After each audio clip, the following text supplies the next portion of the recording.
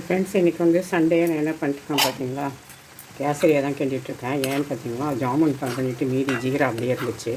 சரி, அதை எடுத்து வேஸ்ட் பண்ணால் கொஞ்சம் ரவையை போட்டு கேசரியாக தான் கிண்டிகிட்ருக்கேன்.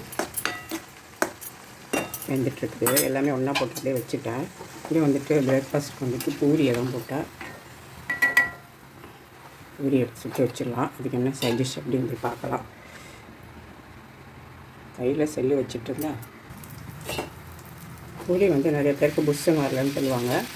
ரொம்ப மெல்லிசாக போடாமல் போட்டுட்டு உடனே கொஞ்சம் ப்ரெஸ் பண்ணி எண்ணெயில் மூழ்கிற மாதிரி ப்ரெஸ் பண்ணி விட்டிங்கன்னா அழகாக எழுதி வந்துடுங்க. அப்படியே போட்டுட்டு அப்படியே விட்டாங்கன்னா எழுப்பாது, உப்பி வராது.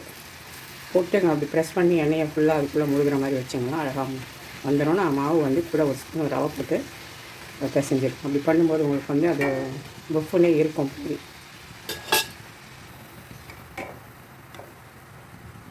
எடுத்து வச்சிடலாம்.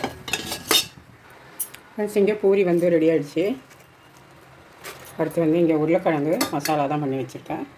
அடுத்து இங்கே சொன்னேன்ல கொஞ்சமாக கேசரி, அந்த ஜீரா வந்து கேசரி பண்ணியிருக்கேன். இதுதான் இன்றைக்கி பிரேக்ஃபாஸ்ட் வச்சுக்கலாம்.